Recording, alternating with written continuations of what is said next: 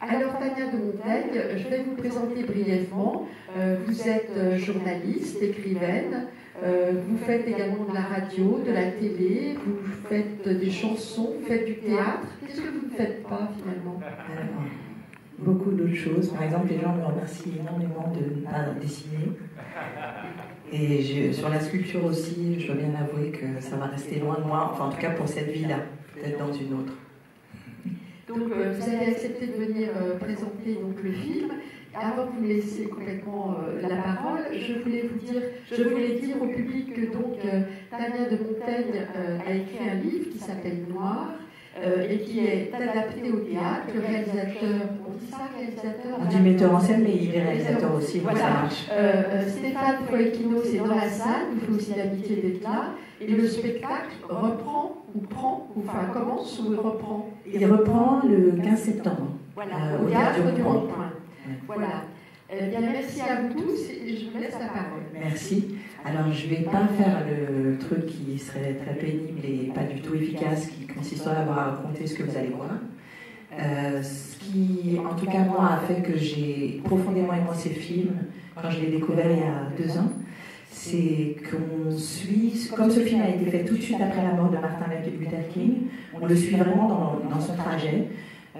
Et dans l'évolution de sa pensée et de ce que ça veut dire de construire une lutte au jour le jour, avec une réalité dont on comprend qu'il envisage un peu au début, puis dont il prend vraiment conscience de l'ampleur. Et voilà, et voir ce trajet, voir cet homme, on est vraiment très près de lui. Donc même physiquement, vous verrez qu'on le voit, on voit ce qui se produit pour lui, sur son visage, dans son corps, on voit comment il est impacté par ce qui arrive en fait. Donc voilà, je trouve que c'est une sacrée chance que vous puissiez le voir, ce film-là. Et comme on m'avait demandé de le présenter, je me suis dit que peut-être la chose la plus efficace pour vous mettre en situation, c'était de vous raconter un peu dans quel état vous allez être, puisqu'à partir de maintenant, vous serez aux côtés de Martin Luther King, donc en quelque sorte, vous serez lui. Et lui, c'est un homme qui démarre sa carrière dans une ville qui s'appelle Montgomery. Montgomery, c'est en Alabama. C'est la ville où va démarrer la lutte pour les droits civiques telle qu'on la connaît aujourd'hui. Et c'est une ville qu'il découvre. Hein. Il arrive, c'est un jeune homme, il a 25 ans. Il vient de prendre une église, et qui n'est pas du tout une des plus grandes églises. Hein. Et il fait partie de ceux qui officient, mais qui sont les moins visibles en fait. Et c'est pour ça qu'on va le choisir lui pour mener la lutte, parce que c'est le plus jeune, parce qu'il n'est pas d'ici, et que si cette lutte échoue, eh ben, il servira de fusible. Et pour vous mettre en situation, en fait, je vous propose de faire une petite expérience. Détendez-vous, ça n'est pas douloureux. Donc je vais vous proposer de prendre une profonde inspiration, souffler, et suivez ma voix, rien que ma voix. Quittez cette salle, quittez la ville, passez les ruisseaux, les fleuves, l'océan, sentez la brise. Survolez New York, la Statue de la Liberté, longez la côte, cap au sud, l'air se réchauffe. Virginie, Caroline du Nord, Caroline du Sud.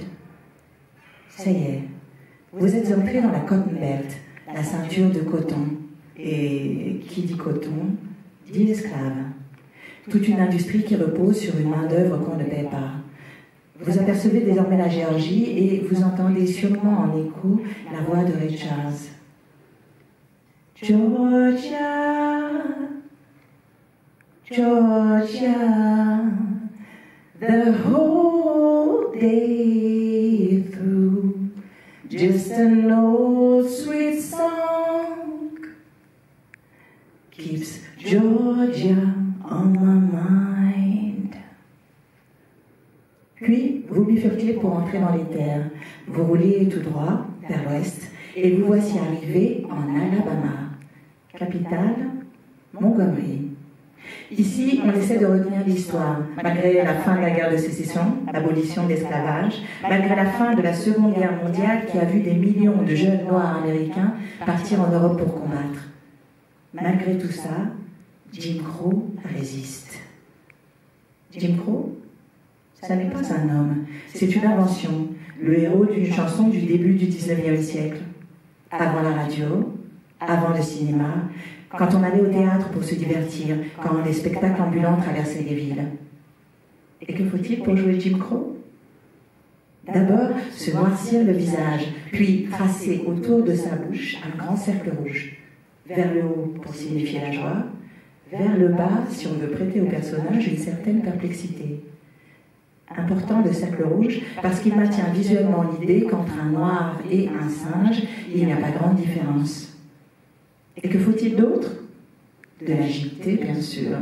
Daddy Jim Crow est un noir qui saute, chante et danse, car il est joyeux. Comme tous les noirs, non? Les lois Jim Crow définissent avec minutie et précision les termes de la ségrégation raciale. Hôpitaux, transports, écoles, cimetières, bibliothèques, parcs, ascenseurs, toilettes, cabines téléphoniques, tout, absolument tout, doit être fait pour que blancs et non-blancs ne soient jamais amenés à partager les mêmes endroits, séparés du berceau jusqu'à la tombe. Il va sans dire que les lois Jim Crow régissent aussi la vie privée. Ainsi, un mariage entre une personne blanche et une personne ayant au moins 1/8 de sang noir est considéré comme illégal et passible d'une amende et d'une peine d'emprisonnement. On interdit même un livre pour enfants qui montre des lapins noirs et des lapins blancs dans le même clapier. Alors, oui, il n'y a plus d'esclavage, mais on a fait le nécessaire pour que rien ne bouge. Prenez une profonde inspiration, soufflez. Désormais, vous êtes noir. Contrairement à ce que l'on imagine, ça n'est pas une question de peau, c'est une question de regard, de ressenti. Comme une inondation sournoise, ça perce la cuirasse goutte à goutte. Vous n'êtes pas forcément un être humain, mais vous n'êtes pas un animal non plus. Vous êtes donc un nègre de Montgomery, Alabama, qui attend le bus au coin de Hull Street et Jeff Davis Avenue.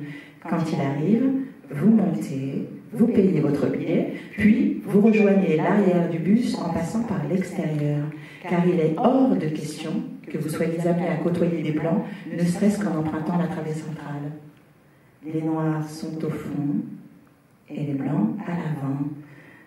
Donc, après avoir payé, vous redescendez et peut-être pourrez-vous monter par la porte du fond, ou peut-être pas. C'est le chauffeur qui décide, il a tout pouvoir, et il porte une âme. Il se peut qu'il choisisse de démarrer alors que vous n'êtes pas encore monté, et ce, bien que vous ayez déjà payé. Il se peut qu'en agissant de la sorte, il vous emporte un bras ou une jambe. Il se peut que vous tombiez. Mais à qui vous plaindrez-vous? À des policiers blancs? En faisant cette démarche, vous vous exposez au mieux à des insultes, au pire à moisir en prison, puisque votre parole vaudra toujours moins que celle du chauffeur, ou au pire du pire, à finir pendu à un arbre.